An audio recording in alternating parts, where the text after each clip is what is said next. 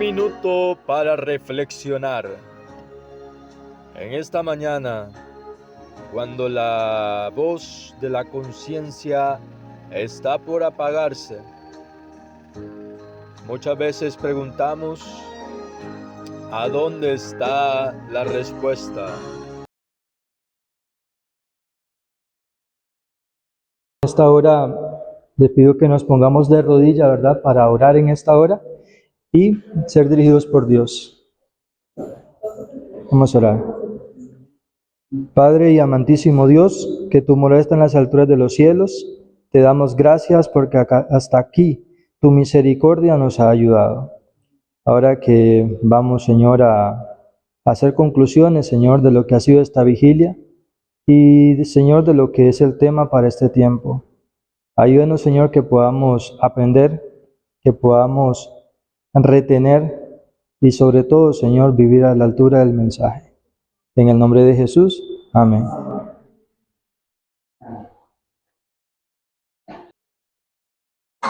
Apocalipsis capítulo 3 y versículo 10. Apocalipsis capítulo 3, versículo 10.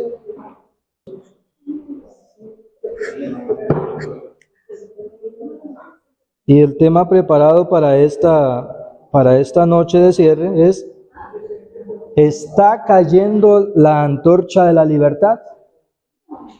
Ese es, ¿verdad?, el énfasis para esta hora. ¿Está cayendo la antorcha de la libertad? Esa es una pregunta que debería estar en nuestros corazones, en nuestras mentes. Después de lo que hemos escuchado a través del hermano Dani Morales, lo que hemos escuchado a través del hermano Abel Traña, del pastor, ¿verdad?, que nos muestra un tiempo en el cual cada uno de nosotros tiene que hacer un autoexamen. Pero, ¿qué es la libertad? ¿Qué comprendemos nosotros como libertad para hacer que esté cayendo? Si nosotros logramos ver en la pantalla, ahí nosotros estamos viendo la bandera de los Estados Unidos con la del Vaticano. Porque como decía el pastor, desde hace tiempo él escucha que las profecías iban fundadas al Vaticano y Estados Unidos, que eran dos poderes que iban a llegar hasta el límite de la historia. La palabra de Dios y el espíritu de profecía nos ha inspirado en ese sentido. Nos ha llevado a nuestra mirada que esté ahí. Si bien es cierto, nuestra mirada tiene que estar en Jesús, el autor y consumador de nuestra fe, pero en lo que respecta a eventos finales, a eventos escatológicos, proféticos, según el reloj de Dios, la gente usa el cristiano, pentecostal y diversas denominaciones, Israel, el reloj profético. Pero el remanente de Dios, el cual hablaba el pastor, creemos, y según la historia, que el reloj profético está en las dos bestias de Apocalipsis, que es los Estados Unidos y el Vaticano. Pero vamos a ir a Apocalipsis 3 y versículo 10. Apocalipsis capítulo 3 y versículo 10, y dice de esta manera: por cuanto has guardado la palabra de mi paciencia, yo también te guardaré de la hora de la prueba que ha de venir sobre el mundo entero para probar a los que habitan sobre la tierra. Aquí nos está dando tres panoramas. El primero: por cuanto has guardado la palabra de mi paciencia. Hay alguien que está guardando la paciencia del Señor. Y la respuesta del Señor nos hace esperar y dice: yo también te guardaré de la hora de la prueba que ha de venir sobre ¿quiénes? Sobre todo el mundo. Para probar ¿a quiénes? A los que habitan en la tierra. Este mensaje no es para los adventistas solamente, no es para los evangélicos, no es para todos. Porque acá no se escapa si es China, no se escapa si es musulmán, no se escapa si usted pretende creer en Dios o no pretende creer en Dios, llámese ateo. Aquí no, porque las profecías de Daniel, capítulo 11, nos presentan al rey del norte y al rey del sur, que es el sistema papal y el sistema ateo, representado como el rey de Egipto y como el rey del sur, Entonces, la contienda está entre el rey del norte, que es el papado, tratando de conquistar al rey del sur también, que es el sistema que no cree en ningún Dios, que no tiene ningún dominio de religión. No es porque yo soy millonario y pues a mí no me interesa esto. No es porque yo soy político y yo no tengo nada de religión, eso a mí no me va a alcanzar. Aquí está diciendo la palabra del Señor que va para probar a los que habitan sobre la tierra. Solamente dice que van a escapar y dice los que han tenido la palabra de su paciencia, por tanto el Señor los guardará en ese día. Ahora, ¿qué pasa cuánto falta para llegar a ese tiempo cúlmine? No estamos hablando de las plagas, porque ya ha hablado el pastor, el hermano Abel Traña habló de que las plagas van a llegar cuando se cierre la puerta de la gracia, cuando llegue la ley dominical. Pero ¿cuánto falta para llegar a ese clímax? ¿Qué es lo que impide que eso sea ejecutado? ¿Qué es lo que está deteniendo ahí para que eso no se logre? ¿Cuál es la piedra en el zapato? En 2 de Tesalonicenses, recordemos de que la palabra de Dios es cíclica y es análoga. Los eventos escatológicos están establecidos, pero siempre la iglesia le ha tocado vivir en esencia etapas de lo que va a vivir también todo el mundo al final de la historia. La historia de Éfeso le tocó vivir la etapa que va a necesitar la iglesia como tal para permanecer fiel. La iglesia de Esmirna, que le tocó vivir tribulaciones, angustias, persecuciones, martirios. Ellos no llegaron cuando estaba el sistema papal, ni en la primera época ni en la segunda época, pero les tocó experimentar su grado de fidelidad. Entonces la historia dice en Eclesiastés capítulo 1 versículo 9, dice, ¿qué es lo que fue? Lo mismo que será. ¿Qué es lo que será? Lo mismo que fue. No hay nada nuevo debajo de la tierra, debajo del cielo, perdón. Entonces, lo que a usted le va a tocar vivir en el futuro, a las personas en cierto grado les tocó vivir también.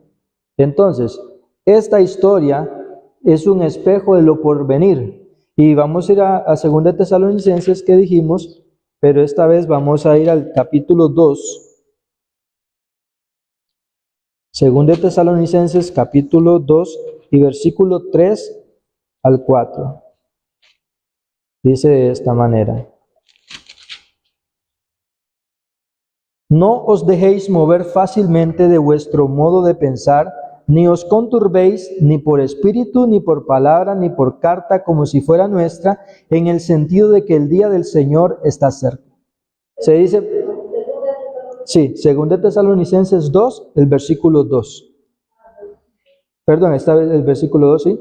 Entonces, acá está diciendo, en sentido de que el día del Señor está cerca, porque ahí se dice que va a venir un rapto secreto, que en cualquier momento el Señor viene, pero nosotros como pueblo de la profecía no tenemos que creer eso, porque aquí nos está diciendo que no os dejéis mover fácilmente de vuestro modo de pensar, ni conturbéis ni por espíritu, ni por palabra, ni por carta, como si fuera nuestra, en el sentido de que el Señor está cerca. Porque el versículo 1 dice, con respecto a la venida de nuestro Señor Jesucristo y nuestra reunión con Él, os rogamos, hermanos. O sea, aquí el pastor estaba hablando sobre la venida de Cristo. Pablo decía que ella se quería casar, que quería, hay muchos planes que hacer. Pero aquí nos está diciendo que es cierto, el Señor va a venir, sin duda llegará, pero no va a llegar como se espera, de que en cualquier momento viene el Señor. No. Dice el versículo 3, nadie os engañe de ninguna manera, pues no vendrá sin que antes venga la apostasía y se manifieste el hombre de pecado, el hijo de perdición, el cual se opone y se levanta contra todo lo que se llama Dios o es objeto de culto, tanto que se sienta en el templo de Dios como Dios, haciéndose pasar por Dios. Okay. Acá nos está diciendo que todavía hay algo que lo detiene, que se manifieste el hombre de pecado, el hijo de perdición, el cual se opone a todo lo que se llama Dios, e incluso se hace pasar por Dios. Entonces, acá nosotros vemos en el versículo 5 al 7, dice de esta manera: ¿no os acordáis de que cuando yo estaba todavía con vosotros os decía esto? Dice el apóstol Pablo en su tiempo. O sea que esto tiene una aplicación directa en el tiempo del apóstol Pablo. Aplicación directa. Pero recordemos de que la palabra de las profecías son análogas y cíclicas. Tienen su tiempo de cumplimiento, pero también tienen su etapa de la historia que tienen que desarrollarse. El versículo 6 dice así: y ahora vosotros sabéis lo que lo detiene, a fin de que su debido tiempo se manifieste. Ya, dice el versículo 7, está en acción el misterio de la iniquidad. Solo hay quien al presente lo detiene, hasta que él a su vez sea quitado de en medio. Ahora, hay algo que lo detiene. ¿Qué lo detiene? En el tiempo pasado era el Imperio Romano, que no permitía que se levantara alguien más fuerte que él, y en este caso era la religión. Perseguía a los que decían cristianos, perseguía a los que se decían ser judíos, perseguía a los que se amontonaban y a ellos no les gustaba el desorden. Entonces, ellos querían un dominio mundial. El hermano Dani habló ahora de todo el sistema papal muchas veces. El hermano Abel habló de plagas. El pastor habló de la venida de Cristo y el momento que estamos viviendo. Entonces pienso que recapitular de lo ya conocido está de más.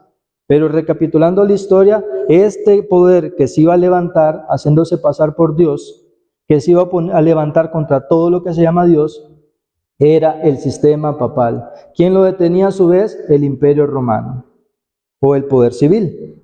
Entonces, para ir agarrando lo que es la idea, el versículo 8 al 10 dice de esta manera: y entonces se manifestará aquel impío a quien el Señor matará con el espíritu de su boca y destruirá con el resplandor de su venida. Acá nos está mostrando un tiempo de juicio que vino la profecía, se cumplió a través de la Revolución Francesa, se le puso fin a ese poder temporalmente. Entonces, acá nos está diciendo, pero una visión hasta el futuro que dice: a quien el Señor matará con el espíritu de su boca, porque se mata de dos maneras. La palabra del Señor tenía que cumplirse en el sistema papal y recibiría una herida. Ese poder de la boca de Dios, que el espíritu de la boca, porque dice que la letra mata, más el espíritu es el que vivifica. Entonces, pero también eso se revela que en el tiempo futuro, ese poder va a ser destruido con el poder que el Señor trae. El versículo 9, seguimos leyendo el 9, dice: el advenimiento de este impío, que es obra de Satanás, irá acompañado de hechos poderosos, señales y falsos milagros, y con todo engaño de iniquidad para los que se pierden, por tanto no recibieron el amor de la verdad para ser salvos. Acá nos está diciendo, en el tiempo que vino, el sistema papal no vino con milagros mentirosos, no vino con prodigios y señales, vino con el poder de su fuerza. Vino con el poder que se le oponía y nadie podía hacer, pero aún con todo, el versículo 9 dice que el advenimiento de este impío era obra de Satanás. Entonces, si nos vamos a Apocalipsis 13, dice que el dragón le da su trono, su gran autoridad, y como hablaba el hermano Dani, tanto la primera y la segunda bestia reciben toda la potestad que el diablo le da. Entonces, los prodigios y señales, obra engañosa, no les son limitados. Entonces dice con todo engaño. Se vino con todo engaño. Derribó a todos los reyes que estaban en ese momento, hizo de las suyas, pero en el tiempo futuro dice que se hará presentar con grandes prodigios, con grandes milagros engañosos. Entonces la primera venida vino con fuerza, la segunda viene con fuerza, más engaño y prodigios mentirosos. Entonces, con todo tipo de engaño, ahí usted súmele todo lo que quiera: el espiritismo, las guerras, las pestes, los catástrofes naturales, todo lo que viene es obra de ese inicuo, es obra de Satanás que le da el poder. Porque dice que el Espíritu y Profecía dice que, para recordarme la cita, dice que Satanás trabaja en los laboratorios de la naturaleza. Es capaz de producir terremotos, es capaz de producir el niño y la niña. El niño es la zona seca, no llueve, como puede ser la niña, inundaciones masivas. Entonces, prodigios mentirosos, prodigios engañosos. Entonces, versículo 11 y 12 dice: por esto Dios les envía un poder engañoso, ¿a quiénes? A los que no recibieron el amor de la verdad para ser salvos. Porque dice que no, como dicen los tiempos de Noé, así será la venida del Hijo del Hombre. Porque nadie conoció, no entendieron, hasta que vino el diluvio y se los llevó a todos.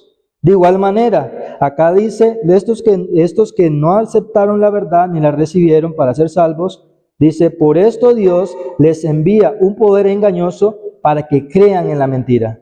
Creen los engaños, creen que las cosas que están pasando alrededor son reales y las toman como ciertas.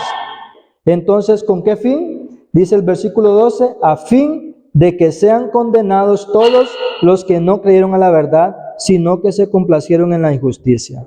Entonces acá nos hace una advertencia que dice que todos estos eventos engañosos, decía Jesús, mira que nadie os engañe. Lo primero que decía, porque los engaños era lo primero que iba a venir. El engaño es lo de Satanás. Es Satanás, dice que es padre de mentira. Él es artífice de mentiras. Entonces dice, pero algo muy importante, dice que eso que viene es a los que no creyeron en la verdad. Entonces, decía Oseas, creo que el pastor o el hermano Abel decía en Oseas 4:6, dice, mi pueblo se pierde porque le faltó conocimiento. Dos grupos, los que no conocen lo que está pasando realmente y los que desprecian la verdad, igual están necesitados de la verdad y por ese conocimiento perecen. Entonces, aquí lo que yo hice fue un preámbulo de lo que fue en el pasado, de lo que se espera que va en el futuro y de lo que vamos a comenzar a ver a mayor escala, de lo cual hemos visto, decía el hermano Abel Traña ahora, que todo eso es una muestra nada más. Se vino el COVID-19, ensayo. Se vino la guerra entre Rusia y Ucrania, ensayo.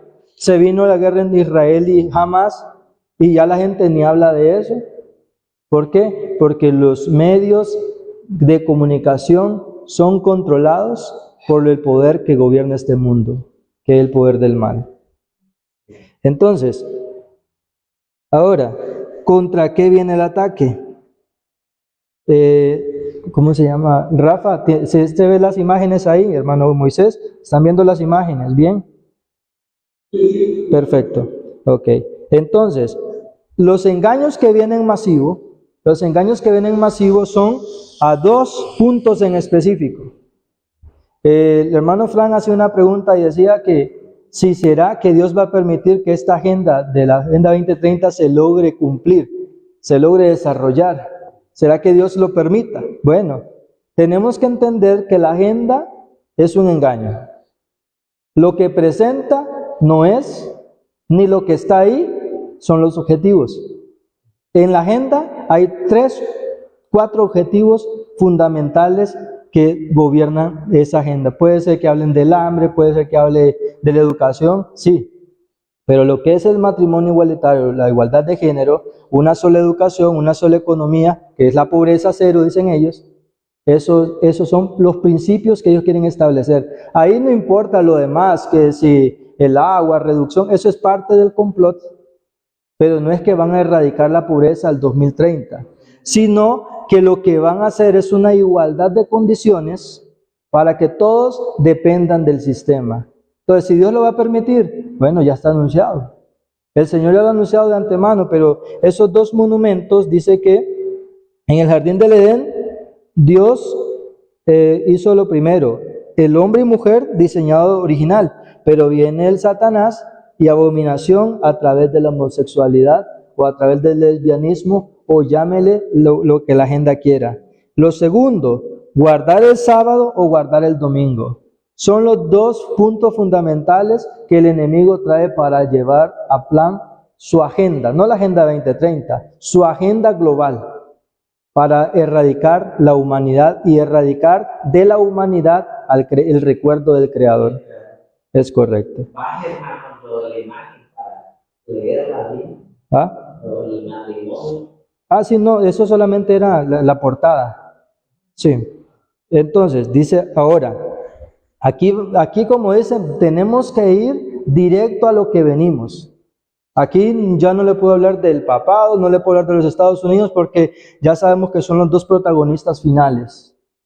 Pero acá dice, los protestantes consideran hoy al romanismo con más favor que en años atrás. Estamos claros, eso está escrito. Ahora dice, tiempo hubo en que los protestantes estimaban altamente la libertad de conciencia adquirida a costa de tantos sacrificios. Eso era lo que buscaban, eso era lo que luchaban, contra eso era lo que contendían, mantener su libertad. Dice, enseñaban a sus hijos a tener en aborrecimiento al papado. Sabían distinguir en dónde estaba el peligro. Estaban alerta, estaban atentos y sabían qué se estaban enfrentando.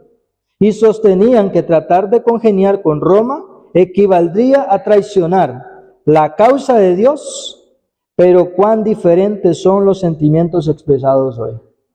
Está claro la cita. Esos son los dos panoramas que nosotros vamos a ver en este momento en lo que vamos a presentar. Conflicto de los siglos, ¿es correcto?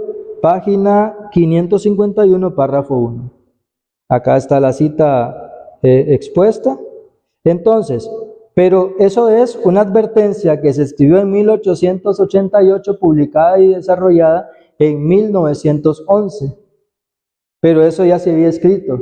Y en ese momento todavía se le enseñaba a los protestantes a tener en aborrecimiento las condiciones que el papado les exigía. Sabían que congeniar un poco con ellos equivaldría a rendirse ante ellos y ser sus esclavos. Ahora, acá dice en el periódico La Vanguardia, dice, cuando Estados Unidos odiaba y temía a los católicos, dice acá, Biden ha llegado a la Casa Blanca como segundo presidente católico del país. A diferencia de Kennedy, no se ha visto sometido por su fe a las suspicacias de la mayoría protestantes. Kennedy lo hacía a escondida. Él, digamos, era católico, pero mantenía sus valores hasta cierto punto. Mientras que Joe Biden, no, públicamente soy católico, compagino, aprendo, hago y me pongo a las órdenes. Ahora, pero ¿qué era en sí por qué era ese odio? No era la religión, no era a las personas que asistían a la iglesia, sino el principio que les regía. ¿Y cuál era? Bueno, esto lo escribió el presidente Harry Truman al Papa Pacelli. Dice de esta manera, estimado señor Pacelli, como bautista y como jefe ejecutivo de la más grande y poderosa nación del mundo, en la cual todos me llaman simplemente señor Truman, no puedo dirigirme a usted como su santidad, título que solo le pertenece a Dios. Esa era la distinción que hacían, qué era Dios y qué era los demás. Lo tenían claro, pero eso era la distinción, eso era lo que se enseñaba, eso era lo que se practicaba, de eso era que se cuidaba. No era un odio enfermizo, era simplemente un celo de lo correcto. Ahora, pero como todo tiene una metamorfosis, todo tiene un cambio. Eso era la división que existía. Eso era lo que existía. Harry Truman tenía claro, Joe Biden ya no lo tiene claro. Él tiene una metamorfosis y hace un cambio. Él simplemente declara de esta manera, el Papa apoya lo que hacemos, dice Biden. Esas son declaraciones directas. El Papa apoya lo que hacemos. ¿Qué necesidad tiene de apoyo? Si se supone que, más bien, si ellos quieren estar a favor del Vaticano, alguien diría, no, estamos de acuerdo con lo que ellos piensan. No, pero ellos dicen, como etiqueta, el Papa apoya lo que nosotros hacemos. Antes, Truman le decía, no, la diferencia, quiero estar de acuerdo que Dios me apoye. Pues nada tenía que ver el papado. Pero ahora no, Biden dice, no. Ahora necesitamos la aprobación papal, la aprobación de todo lo que el mundo está siguiendo para pues, saber que vamos en la misma línea. Ahora, hablábamos en 2 Tesalonicenses de que en el tiempo del apóstol Pablo había algo que lo detenía, que se levantara ese hombre de pecado, que se levantara ese contra todos sus engaños y todo lo demás. Ahora dice, ¿qué es lo que le impide? La piedra en el zapato era los Estados Unidos de Norteamérica. Los Estados Unidos de Norteamérica era lo que todavía le está limitando la fuerza al sistema papal porque no puede pasar sobre él, porque es la figura temporalmente. Ahora, nosotros tenemos que entender algo. Existe la parte religiosa, la parte política y la parte legislativa. La parte legislativa es donde se dictan las leyes, donde se interpretan, y la parte judicial donde se ejecutan las acciones. Pero en los Estados Unidos tienen algo que se llama la Corte Suprema, que es donde se dictan o se reprueban cualquier tipo de ley, a favor o en contra de la nación, a favor o que vaya a hacer crecer la nación o le vaya a derribar. Dice, es un poco de lo que era la Corte Suprema. La Corte Suprema de los Estados Unidos es la única corte establecida por la Constitución de los Estados Unidos. Se implementó en 1789.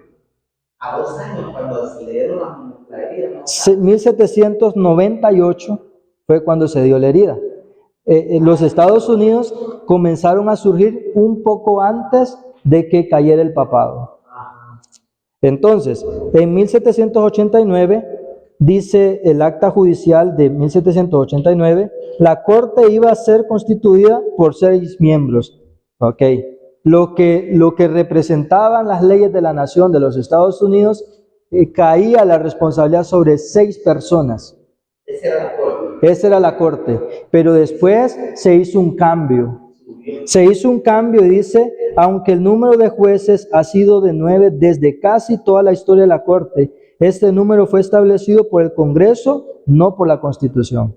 La Constitución es lo que formó la nación, lo que es el Congreso es lo que la compone, los políticos, por así decirlo. Entonces, dice, la Corte inició sus funciones por primera vez el 2 de febrero de 1790. Okay, 2 años después, 1789 se forma, 1790, 2 años más, se pone a regir. Entonces, eso era lo que defendía la libertad de los Estados Unidos.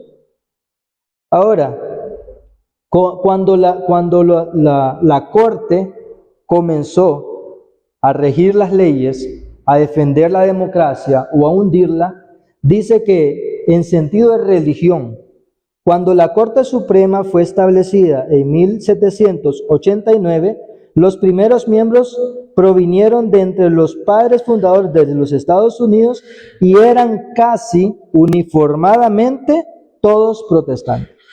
O sea, que cuando la nación de los Estados Unidos dijo, vamos a establecer 6 jueces que nos mantengan libre de toda opresión y de toda cosa, dice que todos eran protestantes. Ninguno de los que ellos venían huyendo de la persecución papal, ningún católico había ahí. Ahora, las cosas fueron cambiando y trascendiendo. El primer juez católico se llamó Roger Taney. Fue elegido juez presidente en 1836. 1789 se forma la Constitución y la Corte Suprema. En 1836, prácticamente como 30 y... No más, eh, 50 casi. sí, como 40 años, 48 años, dice, fue establecido el primer juez, el segundo, Edward Douglas White, fue elegido como juez asociado en 1894, pero también se convirtió en juez presidente. Entonces, casi 40 años después, la mano de los jesuitas incorporó su primera mina en la Corte Suprema de los Estados Unidos. O sea, ¿qué pasa, hermano? Es como, igual yo puedo defender una verdad, pero ya mi hijo, ya puede, yo muero, ya queda responsable de mi hijo. En los legados, por decirlo, los legados van siendo cortados, ¿verdad? Ahora, el último juez católico de la actualidad de la Corte Suprema de los Estados Unidos dice que el 12 de febrero de 1965, es un jurista, él nació, ¿verdad? Nacido el 12 de febrero de 1965, pero él fue nombrado por el presidente Donald Trump, el último juez católico, en el 2018. El 9 de julio del 2018, y se ha desempeñado desde el 6 de octubre del 2018. Dice, anteriormente fue juez de la Corte de Apelaciones de los Estados Unidos para el Circuito Distrito de Columbia. Eso no es relevante, pero dice, desde la muerte de Ruth Bader Ginsburg en el 2020, ha llegado a ser considerado un voto clave en la Corte. Ponga atención, este último juez de la Corte Suprema de los Estados Unidos dice que el voto de él ha llegado a ser considerado un voto clave en la Corte Suprema. Súper importante, ¿ok? Entonces ahí está la foto de él. Sí. Este es. Ese apellido no es estadounidense, ¿verdad? No es estadounidense. Creo que no. Debe ser como alemán. Ok, pero vamos a ir abordando porque la idea es que nosotros entendamos qué es lo que lo detenía en la antigüedad, que se levantara el hombre de pecado, y qué es lo que en la actualidad está deteniéndolo o estaba deteniéndolo. Dice, la demografía de la Corte Suprema de los Estados Unidos, ¿cómo estaba compuesta? Dice, ha sido sacada a colación respecto a varios contextos en los últimos siglos. Por ejemplo, la confirmación de un hombre católico con ascendencia italiana mantiene a la Corte con una gran mayoría masculina y al mismo tiempo hace que la Corte, por primera vez en su historia, tenga mayoría católica. De los 9 jueces, la mayoría es católica. Ahora usted dice, ¿qué significa eso? ¿Qué tiene que ver eso? Entonces, la influencia jesuita va minando de tal manera que ahora la Corte Suprema de los Estados Unidos es capaz de aprobar cualquier tipo de ley a favor del Vaticano. Ahora, nosotros, para los que no saben, ¿cómo se cambia una enmienda? ¿O cómo se formó los Estados Unidos? Los Estados Unidos de Norteamérica se formaron principalmente su constitución con 10 enmiendas principales. Pero a raíz del tiempo pasó, se fundaron 27 enmiendas a la Constitución de los Estados Unidos.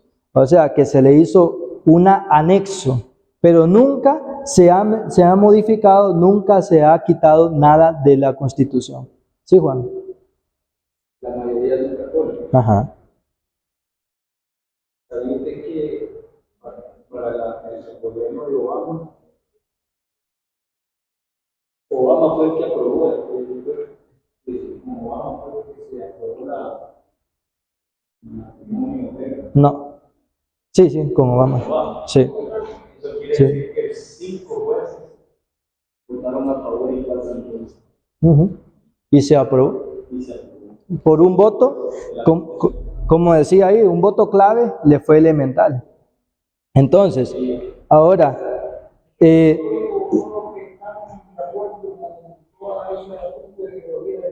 Sí, es correcto, pero vamos avanzando por razones de tiempo. Dice, ahora, ¿por qué no se ha modificado ninguna enmienda de la Constitución? Dice, yo puse acá, ¿cómo se cambia una enmienda? Una enmienda puede ser propuesta por 2/3 de ambas cámaras, la Corte Legislativa y el Congreso. O si 2/3 de los estados solicitan una enmienda por medio de una convención realizada para ese propósito. O sea, que si el pueblo hace un referéndum que quieren cambiar o modificar la Constitución, pueden hacerlo. Ahora, si los jueces también lo determinan, entonces las dos partes de acuerdo y pueden cambiar la Constitución de los Estados Unidos. ¿Y cuáles son las primeras, cuál es la enmienda más importante de los Estados Unidos? Dice, la primera enmienda de la Constitución de los Estados Unidos protege los derechos a la libertad religiosa y a la libertad de expresión sin interferencia del gobierno. Entonces, acá nos está indicando que una de la enmienda principal era lo que era la libertad religiosa, que eso era la primera enmienda de los Estados Unidos. Ahora, recordemos de que fueron 10 enmiendas principales que fundaron la nación de los Estados Unidos. ¿Cuál es la segunda enmienda? La segunda enmienda a la Constitución dice, la segunda enmienda a la Constitución de los Estados Unidos de América, propuesta el 12 de septiembre de diciembre de 1791, protege el derecho del pueblo estadounidense a poseer y portar armas. Esas son las dos principales enmiendas de los Estados Unidos.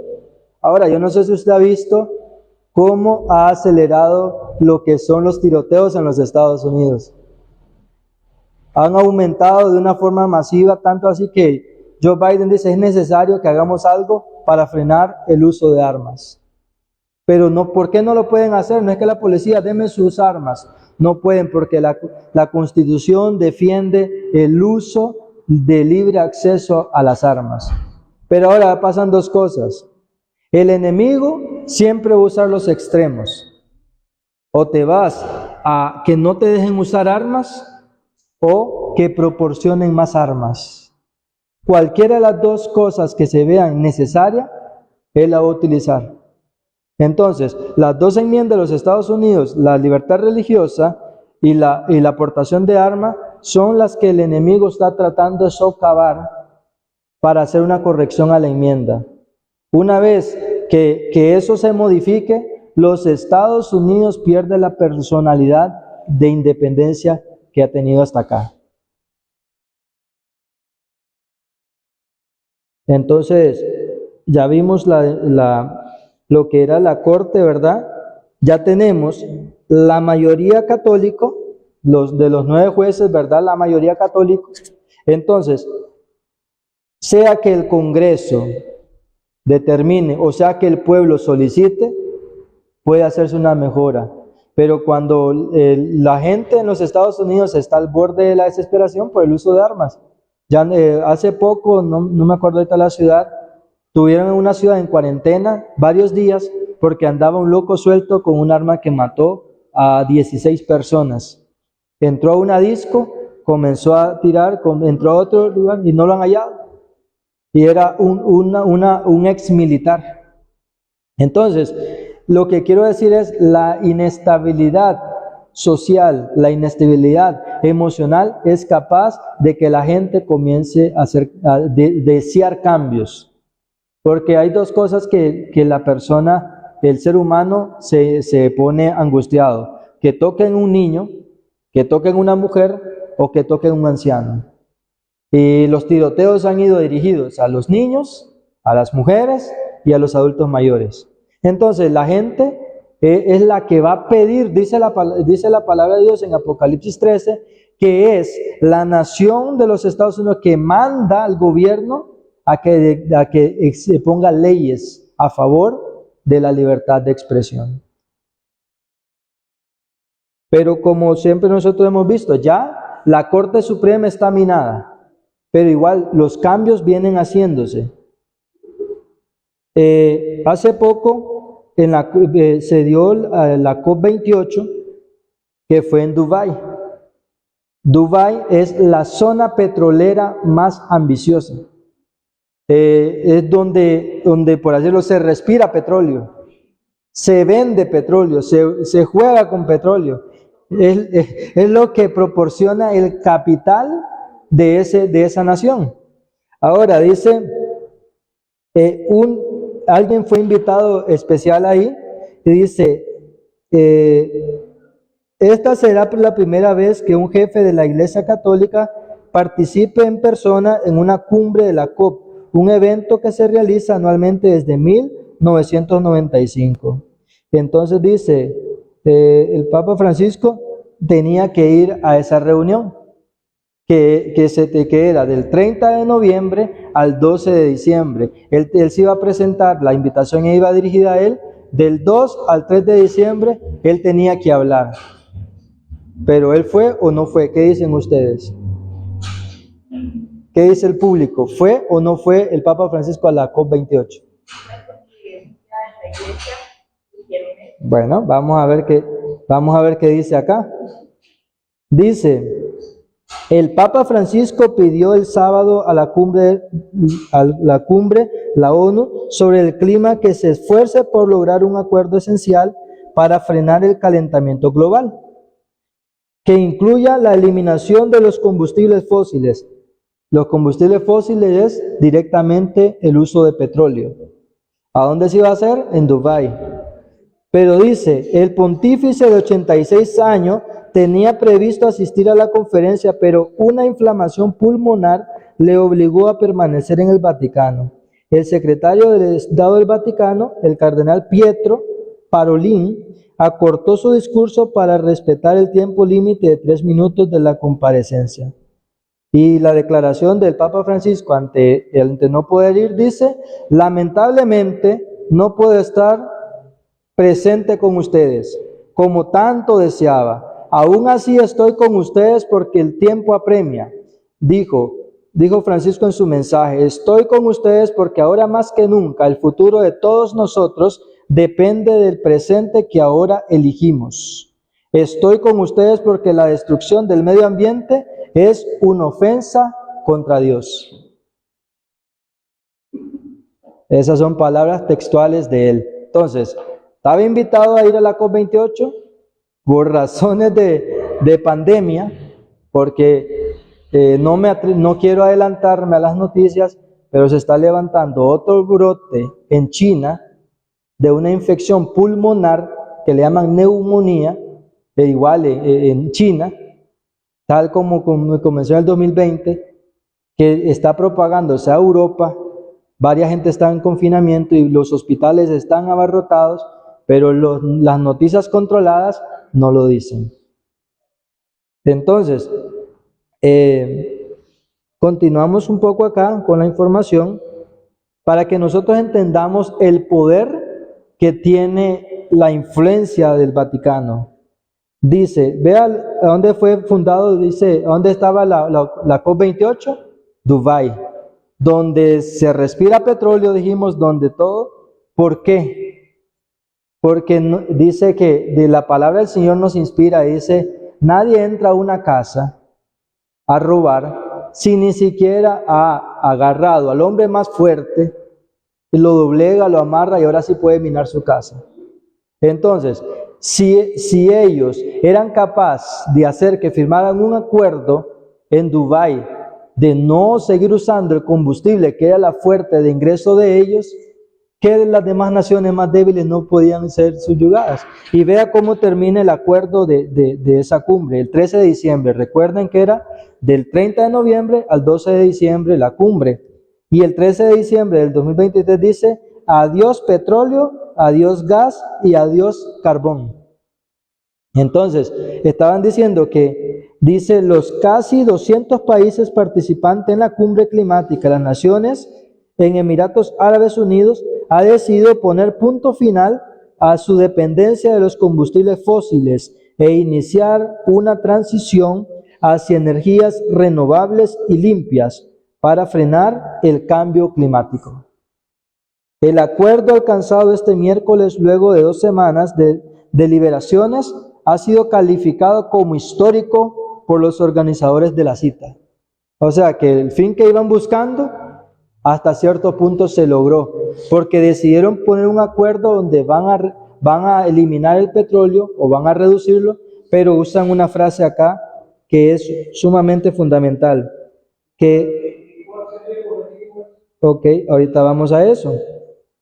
Dice que es iniciar una transición. O sea, van a ir poco a poco haciendo la modificación a lo que mejor les favorezca. ¿Qué pasa si los Emiratos Árabes, su potencia es el petróleo, y ya no van a consumir ni vender petróleo? O sea, el poder económico de ellos se viene abajo. Tienen un lema que dice: al 2030 no tendrás nada, pero serás feliz. Entonces, los Emiratos Árabes están vendiendo su primogenitura, su libertad, capacidad que tienen, sujetándose a que, porque usted cree que está interesado en el cambio climático, que eso es lo que está ocasionando. No, lo que están apuntando es directamente a la potencia de lo que les está estorbando. Hasta el momento, en el mundo, el petróleo es lo que el poder económico adquisitivo es lo que le impide que ellos tengan dominio. En los Estados Unidos eran las enmiendas que están a punto de ser cambiadas. ¿Me voy a entender? Entonces, dice que el rey del sur dice que no escaparía ni Moab, ni las naciones de Tiro, ni Sidón, ni el oro, ni la plata de las demás naciones, porque dice que todos ellos se apoderarían. Entonces, el dejar de consumir petróleo hace pobre a esa nación poderosa de los Emiratos Árabes. ¿Ok? Entonces, eso, digamos, entra en lo necesario. Pero quiero leer solo unas declaraciones acá. Dice de esta manera. Dice: si el resto de los países no adoptan este enfoque, las lagunas jurídicas nos harán vulnerables a los intereses creados de los combustibles fósiles, lo que podría hacer fracasar nuestra capacidad de proteger a la población de todo el mundo frente a los crecientes efectos del cambio climático. Entonces dice que si no lo hacen así y las naciones más pequeñas no siguen su ejemplo, dice que ellos se ponen como salvadores y dicen: no vamos a poder hacer nada por la humanidad. Lo ponen en un extremo de que irreversible, y al mismo tiempo se ponen como salvadores.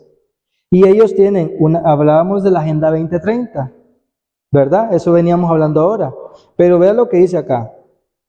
Dice: por eso nos pondremos manos a la obra para hacer plenamente efectivo el Acuerdo de París. El Acuerdo de París es un resultado de la COP21, donde se propició un fondo económico para frenar el cambio climático, donde se establece un día libre a la semana para frenar el cambio climático. Entonces dice que el enfoque de esta COP28 fue volver a dirigir la gente al Acuerdo de París, que es crear otra vez el fondo económico, crear otra vez lo que es ¿cómo se llama? Lo que es frenar el cambio climático, estableciendo un día de descanso para que frenar el calentamiento. Pero repito, hablábamos de lo que era la Agenda 2030, pero vea lo que dice acá.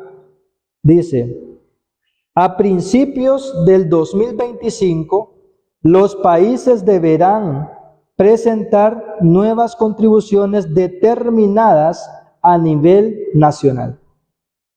Entonces, está diciendo que ya la Agenda 2030 pasa, esa es la línea que ellos tienen, pero tienen una fecha más límite, que es el 2025.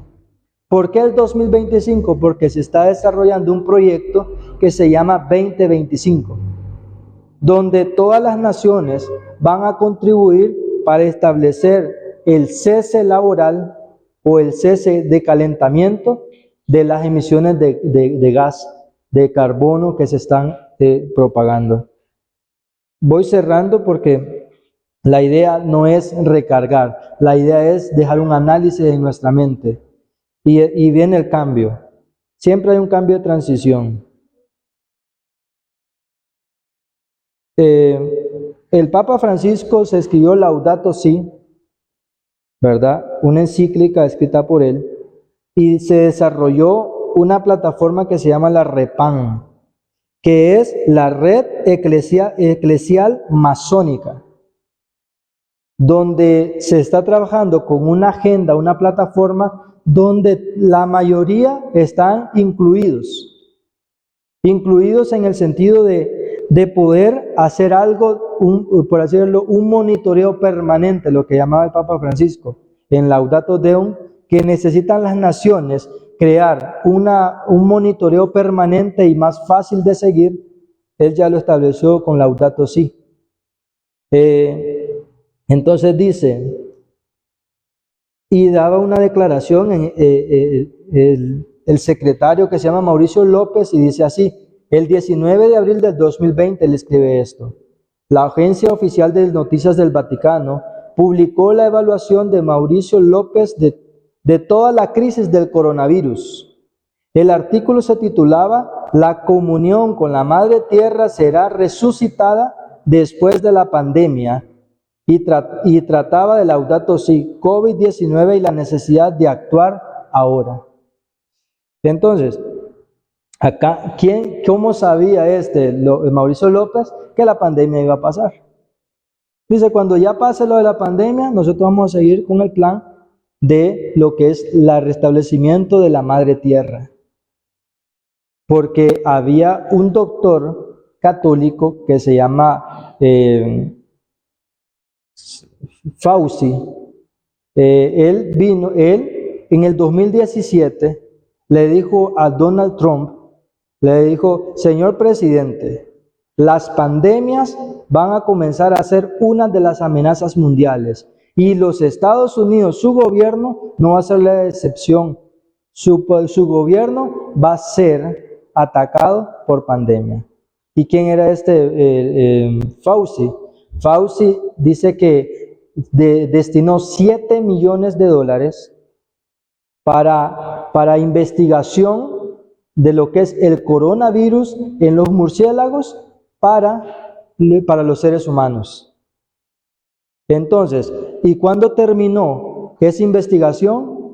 En el 2019, exactamente cuando revienta lo que es el coronavirus.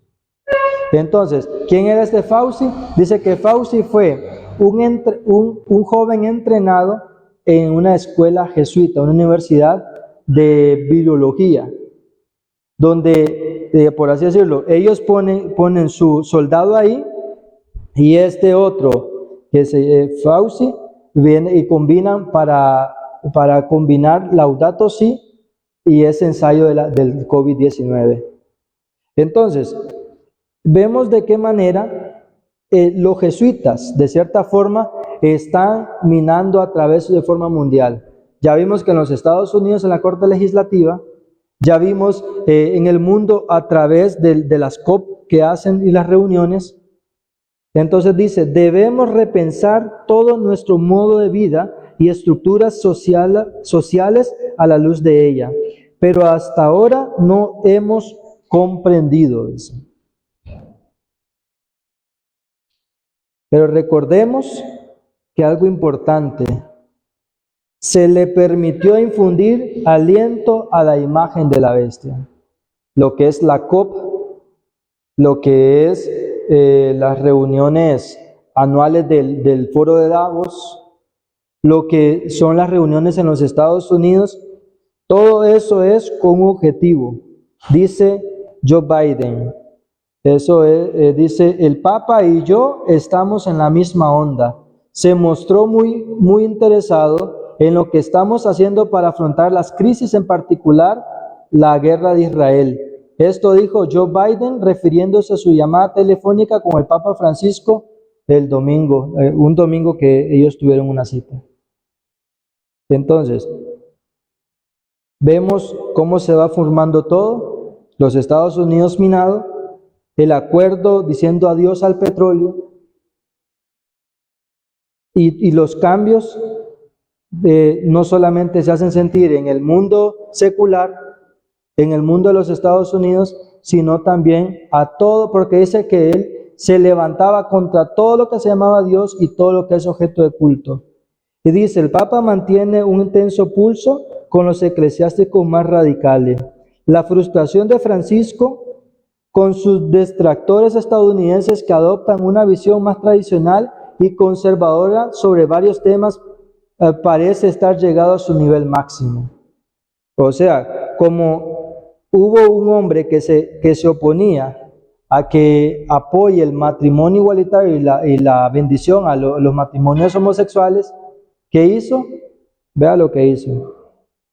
La decisión sin precedente del Papa Francisco de desalojar de su residencia en el Vaticano al cardenal crítico Raymond Burke. Como él se oponía a lo que él quería hacer, dice, no, a mí nadie se me puede revelar, y entonces viene y lo despide, porque a su autoridad no se podían oponer. Entonces dice, los motivos del Papa Francisco para lanzar su guerra contra los ultraconservadores y porque pueden convertirse en un boomerang. O sea, que él no quiere que nada se le oponga, ni dentro de la religión, ni los que se revelan a él como nación protestante, ni el mundo secular, ateo, presidente, político, rico, lo que sea. A él dice que se levanta contra todo lo que se llama Dios. Entonces, para ir dejando en claro, la Corte Suprema de los Estados Unidos, minada con la mayoría católicos, el mundo entero sujeto a sus pies, de poco a poco cediendo sus riquezas para ser pobres a través del acuerdo de ahorita en Dubái. Un proyecto en el cual todos están vinculados para que a principios del 2025 los países deberán presentar nuevas contribuciones determinadas a nivel nacional. O sea que tienen, no importa qué nación sea, tienen que sujetarse. Entonces nosotros vemos de que se ha hecho de tal manera que lo hacen mencionar y aparentar urgente. Dice que un boletín especial de científicos atómicos desarrollaron algo que le llaman el reloj del apocalipsis, el cual dice que en la actualidad está a 90 minutos de llegar al punto cúlmine de no retorno. ¿Y cuál es qué es lo que está moviendo todo esto? El riesgo de nuevas pandemias cruciales para tomar la decisión. Pandemias. A pesar de que la razón fue la guerra para el cambio de hora, otros motivos como el riesgo de nuevas pandemias tras la COVID-19, los peligros de crisis climática o la falta de acuerdo para volver al acuerdo nuclear. Entonces, ya vimos, ¿verdad?, de que la plataforma está formada, Laudato Si, para monitorear de tal manera, ¿verdad?, con su plataforma que se llama la REPAN, que es la red eclesial masónica, está en todo metido. Entonces, voy terminando haciendo las últimas declaraciones. La palabra de Dios ha dado advertencias respecto a tan inminente peligro.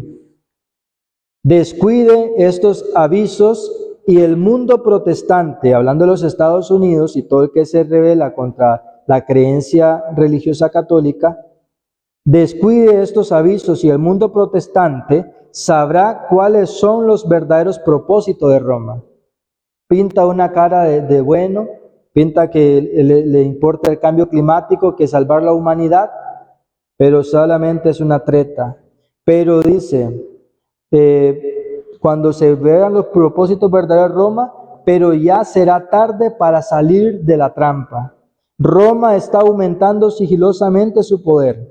Sus doctrinas están ejerciendo su influencia en las cámaras legislativas, la Corte Suprema de los Estados Unidos, en las iglesias y en los corazones de los hombres. Vemos que aún dentro de su misma iglesia tampoco se escapa. Esta está acumulando ocultamente sus fuerzas y sin despertar sospechas para alcanzar sus propios fines y para dar el golpe en su debido tiempo. Todo lo que Roma desea es asegurarse alguna ventaja, y esta ya le ha sido concedida. Ya vimos, lo invitan a las COP, le piden consejos sobre la guerra entre Rusia y Ucrania, entre Israel y lo que está pasando en el Medio Oriente. Le piden cooperación económica de muchas maneras. Entonces se le está dando la pleitesía que en años anteriores no se le daba. Termino con esta cita. Se me perdió.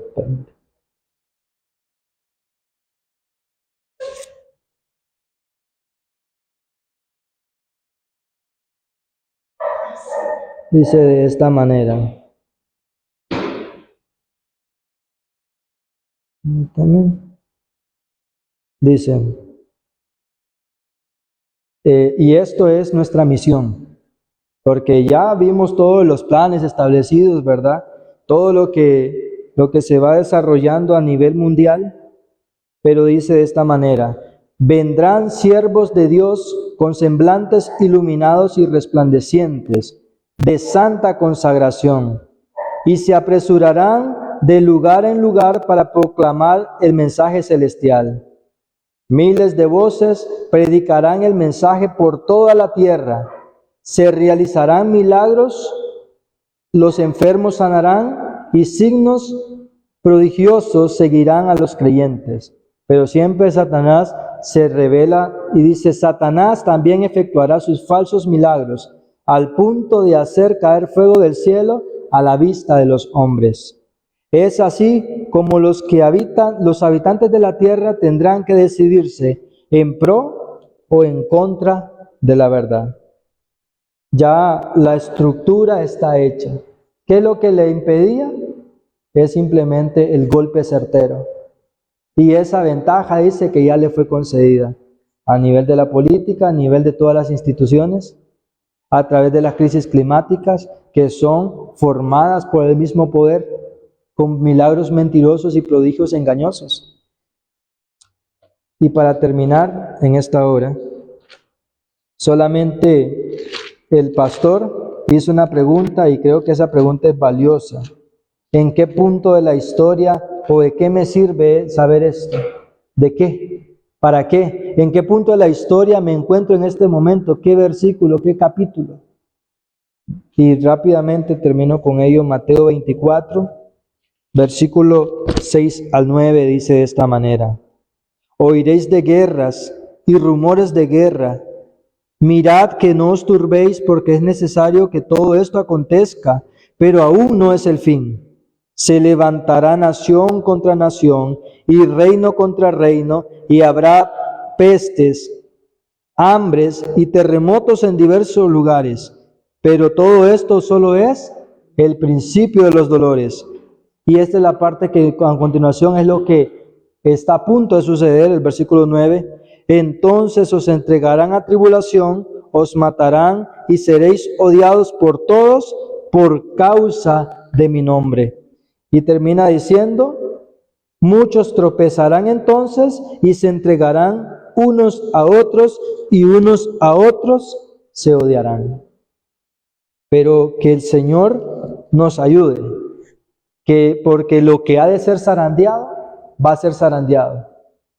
Solamente dice que cuando eso acontezca es con dos objetivos: mostrar quiénes están en pro de la verdad o quiénes están en contra de la verdad. Así como dice que muchos vendrán con rostros resplandecientes, usted puede ser de los que se sumen a las filas de la oposición o la fila de los que ayuden a presentar esta verdad. Porque si usted no lo hace, dice que las piedras hablarán. Recuerde que podemos ser parte de los obreros de la hora undécima o vamos simplemente a perseguir a los obreros de la hora undécima? Porque hay muchos pastores evangélicos ahorita que están predicando estas grandes verdades. Y ve, ahorita solo estamos 4 aquí, pero fuimos los que, bueno, y los que están en Zoom, ¿verdad? También, los que están en Zoom, también, ¿verdad? Que creo que nos quedaron el hermano Moisés, creo, todavía, y la hermana María Esther, que no sé si estará todavía ahí, ¿verdad? Con nosotros, pero gracias al Señor, ¿verdad? Por los que esperaron hasta acá. Tenemos que entender los 3 puntos. El mundo minado ya a favor de ceder sus riquezas. Los Estados Unidos, con su corte legislativa, a punto de aprobar cualquier ley en los Estados Unidos. Ahorita, en los Estados Unidos, vienen las nuevas elecciones en el 2024. En los primeros días del 2025, vienen con un proyecto que se llama Proyecto 2025, así como lo establecieron acá en el acuerdo de la COP. Para el 2025 todos tienen que contribuir, pero en los Estados Unidos viene ese proyecto donde tanto los demócratas como los republicanos tienen su agenda establecida para fundamentar el domingo como día de descanso. Sea el demócrata o sea el republicano, vienen con la misma agenda. Sea Donald Trump o Johnson, el nuevo candidato que está ahí, pero que dice que se hace decir que es el nuevo Mesías, el Moisés del presente. Entonces, ¿será porque quieren frenar el cambio climático? Porque viene, por lo que sea, lo que ha de venir vendrá y no tardará. Pero como decíamos siempre, cuando estas cosas empiecen a suceder, erguid vuestra cabeza, porque vuestra redención está cerca. Así que, Paula, no sé si nos va a alcanzar para que te cases, pero bueno, lo importante es esto, como decía el pastor. Puede ser que con nuestros ojos no veamos todos estos desarrollos, porque en este año podemos fallecer cualquiera de nosotros. Podemos en este momento. Pero lo más importante es esto, que nuestra preparación tiene que ser ya. Ahora el pastor decía que no hay que salir de la ciudad, hay que permanecer. No, mis hermanos. Las ciudades están atrofiadas de vicios, de contaminaciones que atraen, aún si fuere posible, a los elegidos. Entonces, que el Señor nos ayude, que dice que temo como la serpiente, cautivó los sentidos de Eva, vuestros sentidos sean extraviados, pero que en esta hora el Señor nos dé discernimiento, colirio, porque dice, por cuanto has guardado la palabra de mi paciencia, yo te guardaré de la obra que ha de venir sobre el mundo, sobre todos los habitantes de la tierra. Entonces, vamos a ponernos de rodillas, ¿verdad? Para terminar con oración, que tu misericordia nos ha ayudado. Ahora que hemos terminado esta mini vigilia, te pedimos, Señor, de que tal vez es cansado para muchos y por eso no todos estuvieron acá. Pero Padre, dice que los negligentes e indiferentes no recibieron un solo rayo de luz, así como dice que esta obra del engañador dice que es para los que rechazan la verdad y los que no fueron despertados con la verdad. Ayúdanos, Señor, de que no seamos oidores olvidadizos, que lo que hemos aprendido hoy, lo que hemos escuchado, si algo se nos quedó, es saber que la historia sigue su ciclo, que muy pronto esta historia, Señor, se pondrá más fuerte, que el zarandeo, Señor, pronto ha de comenzar. Ayúdanos a testificar con nuestra vida, con nuestras palabras, y que podamos elevar a ti nuestra condición de pecado para que tú nos limpies. Ayúdanos, Señor, a tener fe, a tener amor por tu palabra y a poder vivirla. En el nombre de Jesús. Amén. Bien, mi hermano Moisés, si todavía está ahí o se nos fue también, que el Señor le acompañe, ¿verdad? Que el Señor le guarde el micrófono.